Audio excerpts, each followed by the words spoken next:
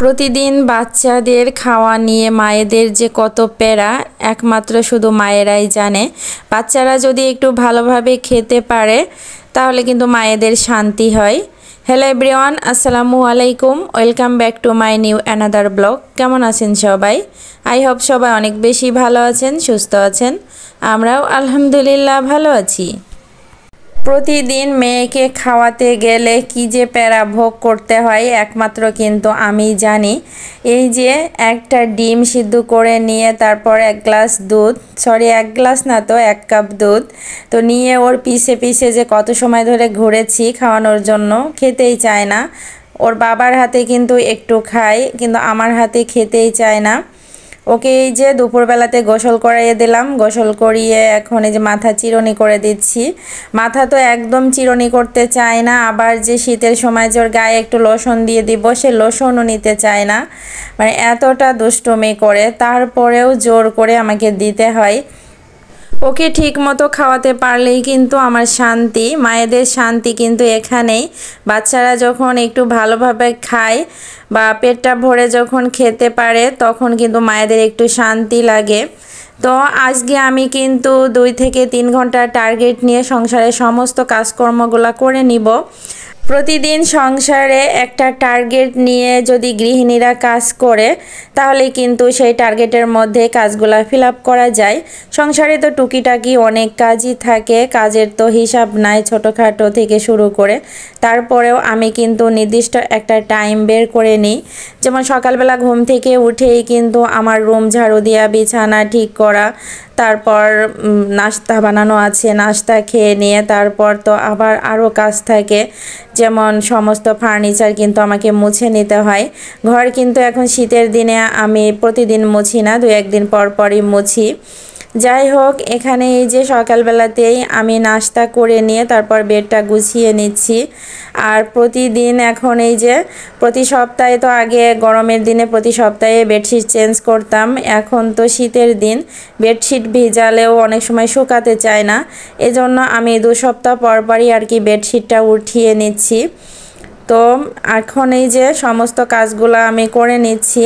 মায়েদের আসলে কি বলবো, সংসারের এই যে একটা কাজ করতে আসলে কিন্তু মনে হয় যে দিন কিভাবে যেন চলে যাচ্ছে, কারণ শীতের দিন একদমই ছোট দিন, দেখতে দেখতে সময় পার হয়ে যায়। আর ওই যে আমার সাহেব কি করে, সে বাহির থেকে এসেই জুতাটা সে রেখেও রাখে না, ওইভাবে দরজার সামনে রেখে দেয়। মাঝে মধ্যে ওকে নিয়ে আমি এটা প্রায় দিনেই বলি যে তুমি র্যাকে রাখো না কেন, তাহলে আমার র্যাক রেখে লাভ কি? বলে যে তুমি আসছো কি জন্য সংসারে, তুমি রেখে দিবা। যাই হোক, ওর সাথে এগুলা নিয়ে মাঝে মধ্যে বেশ খুনসুটি হয়। আসলে স্বামী স্ত্রীর মধ্যে একটু ভালোবাসা, একটু খুনসুটি এগুলাই হবে, এটাই স্বাভাবিক। তো যাই হোক, পুরুষেরাও কিন্তু সংসারের কাজে লাগে। শুধু যে অফিসের কাজই করে পুরুষরা সেটা না, অনেক পুরুষ মানুষকে আমি দেখেছি সংসারের কাজ করতে। আমার সাহেবও কিন্তু মাঝে মধ্যে যখনও হাতে সময় পায় আমাকে একটু করে দেয়। আগে যখন একদমই টোনাটুনি ছিলাম তখন তো বেশি করে দিত, এখন তো ওর অফিসের অনেক চাপ, কাজের চাপের কারণে এখন সেই সকালবেলা যায় আবার আসে রাত 11টা 10টায় ঠিক নাই। যেদিন একটু সকাল সকাল আসে সেদিন যাই হোক একটু কাজে হেল্প করতে পারে। এখন হয়তো অনেকেই বলতে পারে যে শহরে আবার কিসের কাজ, যেমন আমার শ্বশুরবাড়ির পাশের লোকজনও কিন্তু অনেক সময় বলে থাকে যে শহরে আবার কি কাজ। আসলে তারা তো জানে না যে কি কাজ। সব কিছু গুছিয়ে করতে গেলে কিন্তু শহরের মনে করি যে বেশি কাজ থাকে। গ্রামে তো যাই হোক ঘর মোছা তো আর প্রতিদিন ঘর মোছা থাকে না। তারপরে গ্রামের কাজকর্মগুলো আছে, গ্রামের কিন্তু অনেক কষ্টের কাজ করতে হয়। সকালবেলাতে দেখি আমার মা চাচিরা সকালবেলা ঘুম থেকে উঠেই কাজে লেগে পড়ে, কারণ সংসারে তো অনেক কাজকর্ম থাকে। তো আমার সংসারেও কিন্তু যথেষ্ট কাজকর্ম আছে, শুধু আমার না, প্রত্যেক গৃহিণীর সংসারেই কিন্তু যথেষ্ট পরিমাণ কাজকর্ম থাকে। আর ঘরে ছোট বাচ্চা থাকলে তো কোনো কথাই নাই, বাচ্চার পিছনে সময় দেয়া, তারপর সংসারের সমস্ত কাজকর্মগুলো করে নেওয়া, যাই হোক, আমি কিন্তু একটা টার্গেট নিই, সব সময় যে কাজ করে বেড়াবো সেটা না। আমার মাঝে মধ্যে মনে হয় যে একটা কাজ শেষ করব দ্রুত দ্রুত শেষ করে অন্য কাজ দ্রুত শেষ করে দরকার হলে বসে থাকবো।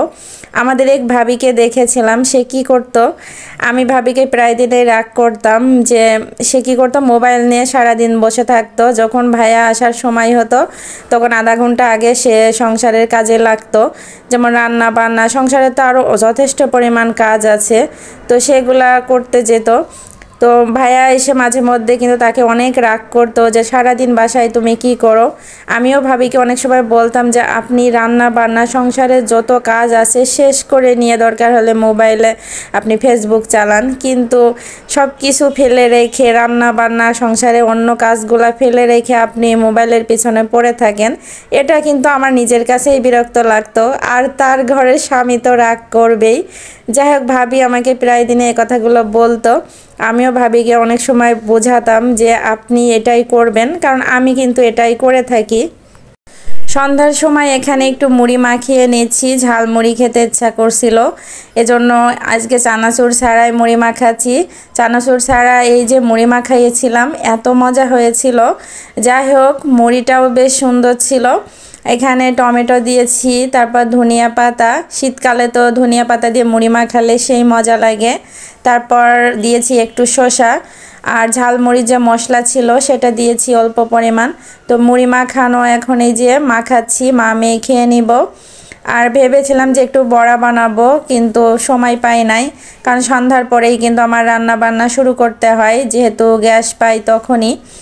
আর দুপুরের দিকে যেহেতু গ্যাস পাই না, গ্যাসের অনেক বেশি সমস্যা, এজন্য আমি রান্না বান্নাগুলো সন্ধ্যার পরেই করে থাকি। অনেক আপুরা অনেক সময় কিন্তু আমাকে প্রশ্ন করে, অনেক কিছুই প্রশ্ন করে থাকে, তো সেসব আপুদের উদ্দেশ্যে একটা কথা বলি, সেটা হচ্ছে আপনারা যারা ধৈর্য ধরে কাজ করে যাচ্ছেন, করে যান, ইনশাল্লাহ অবশ্যই সাকসেস হবেন।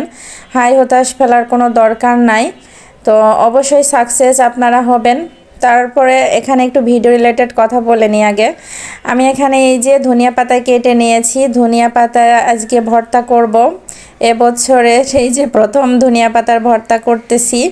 যাই হোক, অনেক মজা হয়েছিল কিন্তু ধনিয়া পাতার ভর্তাটা। আর এখানে এই যে আলু দিয়ে, দুইটা আলু কেটে নিয়ে তারপর পালং শাক দিয়ে রুই মাছ দিয়ে ঝোল করব।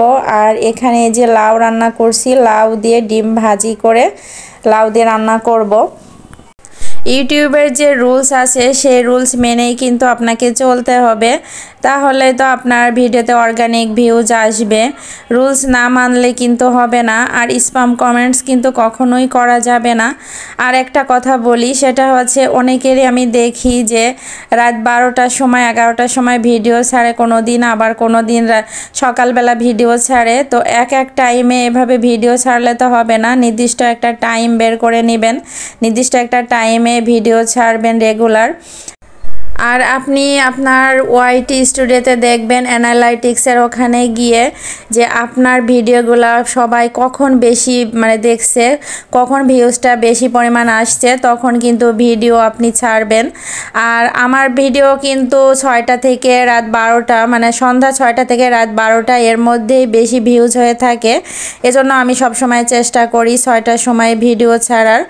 আরেকটা কথা হলো যে যখন সবাই ভিডিও ছাড়ে, আপুরা যারা আছে সবাই ভিডিও ছাড়ছে যে টাইমে, ওই টাইমটাতেই আপনিও ভিডিও ছাড়বেন, দেখবেন অবশ্যই ভিউজ আসবে। আর যে রুলস, সেই রুলস তো আপনাকে অবশ্যই মানতে হবে। তো এইখানে এই যে আমি ডিমের তরকারিটা রান্না করে নিয়েছি, তরকারিটা বেশ কিন্তু মজা হয়েছিল, ডিমের তরকারি। আর এখানে শিলপাটায় আমি ভর্তাটা করে নিচ্ছি, ব্লেন্ডার আর করব না, কারণ শিলপাটায় ভর্তায় খেতে বেশি মজা লাগে। আর পালং শাকের যে তরকারিটা দেখলেন, তরকারিটা দেখতেও যেমন ইয়াম্মি হয়েছিল, খেতেও কিন্তু অনেক মজা হয়েছিল। সানার বাবা যখন রাত্রেবেলা খায় তখন বলছে যে তরকারিটা এত মজা হয়েছে, আজকে কোন হাত দিয়ে রান্না করেছো। যাই হোক, খুবই প্রশংসা করেছে। ছেলে মানুষকে রান্না করে খাওয়ানোর পরে যখন একটু প্রশংসা পায় তখন যে কি পরিমাণ ভালো লাগে। যাই হোক, এখানে এই যে ধনিয়া পাতা আমি কিন্তু শিলপাটায় বেটে নিয়েছি। তো ভিডিওর লাস্ট পর্যায়ে প্রায় চলে এসেছি। লাস্টের দিকে এসেই আপনাদের কাছ থেকে একটা লাইক চেয়ে নিচ্ছি, অনেকেই কিন্তু লাইক দেয় না। প্লিজ একটা লাইক দিয়ে আমার ভিডিও দেখে নেবেন। এখনও যারা লাইক দেননি চট জলদি মানে একটা লাইক দিয়ে দেন। আর যদি এরকম লাইফস্টাইল ভিডিও পরবর্তীতেও দেখতে চান অবশ্যই চ্যানেলটি সাবস্ক্রাইব করে রাখবেন। সাবস্ক্রাইব করে পাশে থাকা বেল বাটনের অল অপশনটি প্রেস করে দিবেন, তাহলে আমি যখনই কোনো ভিডিও ছাড়বো আপনার ফোনের নোটিফিকেশানে চলে যাবে, আপনি যখন তখন অ্যাট ফার্স্ট দেখে নিতে পারবেন। আর এখানে এই যে একটু বাহিরে আসছিলাম মেয়েকে নিয়ে, মেয়ে ফুচকা খেতে চেয়েছে, তো ফুচকা ঝালমুড়ি এগুলো খেয়ে বাসায় চলে এসেছি। তো আজকের মতো ভিডিওটা আমি এখানেই শেষ করছি। সবাই অনেক বেশি ভালো থাকবেন, সুস্থ থাকবেন। পরবর্তী ভিডিও দেখার আমন্ত্রণ রইল। ততক্ষণ পর্যন্ত আল্লাহ হাফেজ, আসসালামু আলাইকুম।